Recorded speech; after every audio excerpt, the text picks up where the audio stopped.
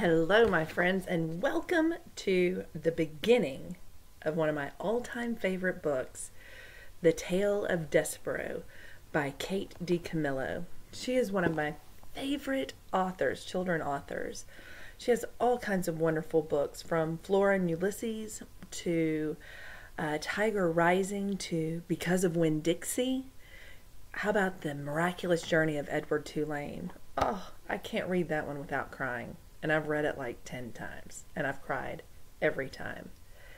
There are parts in this book that might bring a tear to your eye. This is an epic tale.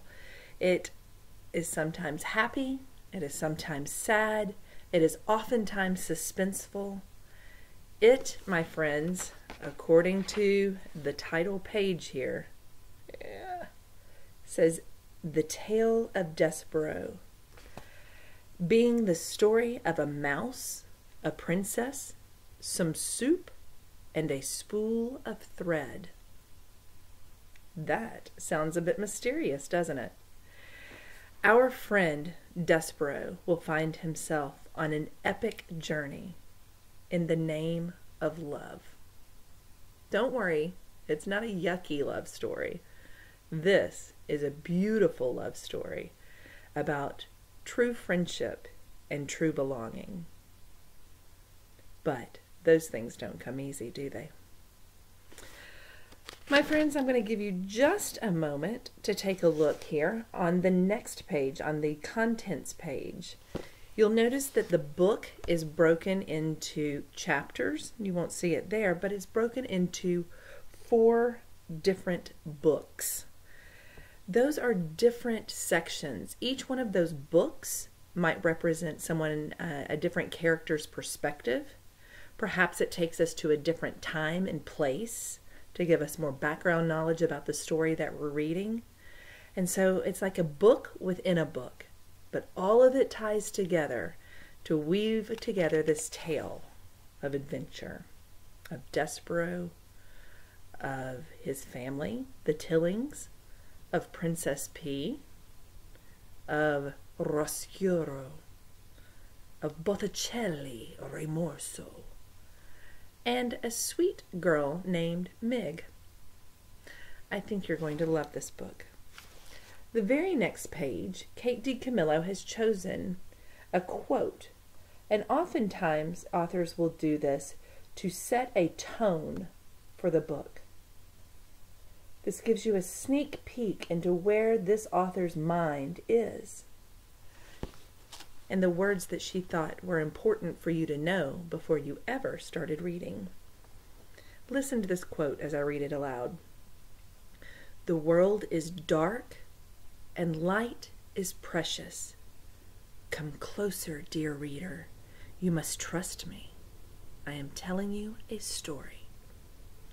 One of the things that you'll notice in this book is that the author frequently will refer to you as the reader. This is called breaking the fourth wall. And that's a term that I'll explain to you in class, but if you want to know more about it, feel free to Google it. But breaking the fourth wall is when the author or a character or an actor kind of breaks out of the scene and acknowledges the audience members. You know, usually we're used to being kind of invisible observers of a story. But Kate DiCamillo does a really good job of getting your attention, of calling you in, dear reader, to listen closely, to listen carefully. It's my favorite.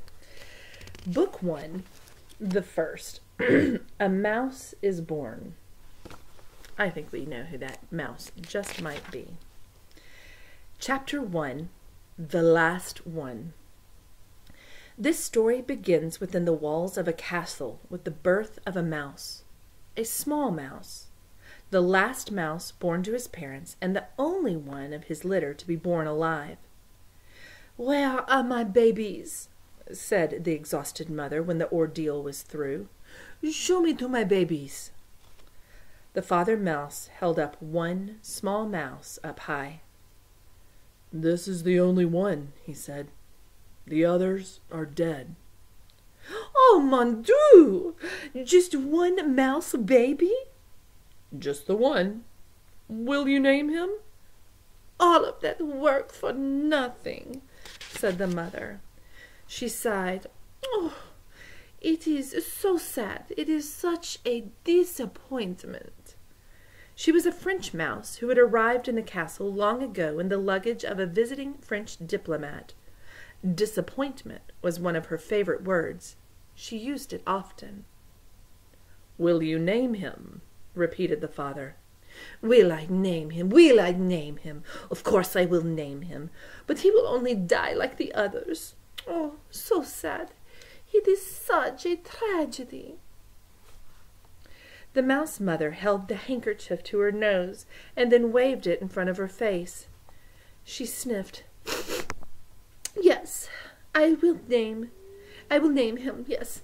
I will name the mouse Despereaux, for all of the sadness, for the many despairs of this place.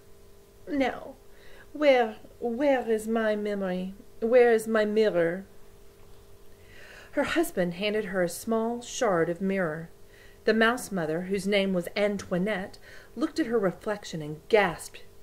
Toulouse, she said to one of her sons. Good for me, my makeup bag. Ugh, my eyes, they are a fright. While Antoinette touched up her eye makeup, the mouse father put Despereaux down on a bed made of blanket scraps. The April sun, weak but determined, shone through a castle window, and from there squeezed itself through a small hole in the wall, and placed one golden finger on the little mouse. Guys, that is some beautiful figurative language. I want you to take a peek at the anchor chart right now, or think back in your mind, and what type of figurative language is this? Let me read the sentence to you again. Is it a simile? Is it comparing two things using the words like or as? Listen for that. Is it a metaphor? Is it comparing two things without using like or as? Is it onomatopoeia?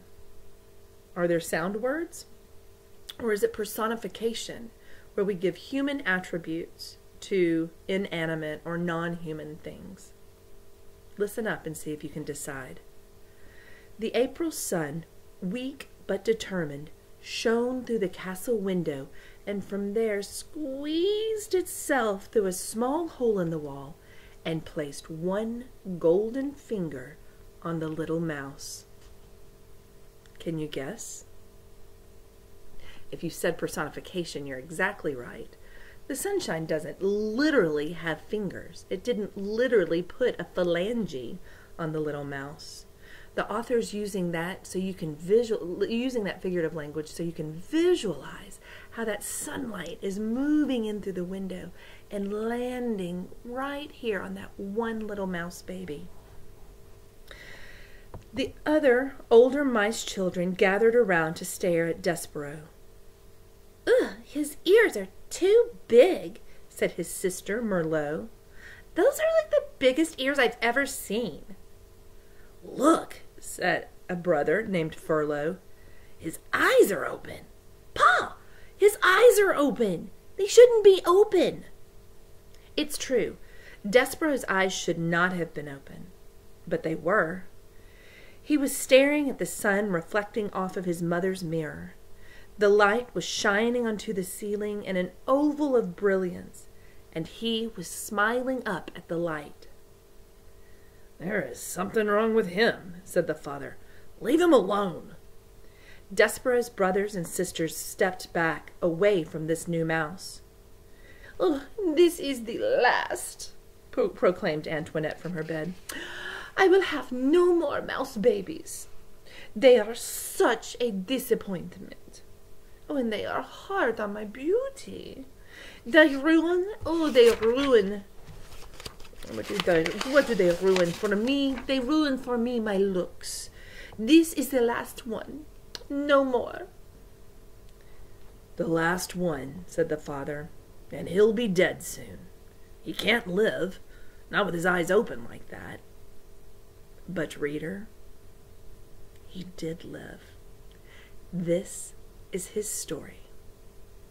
And that concludes chapter 1.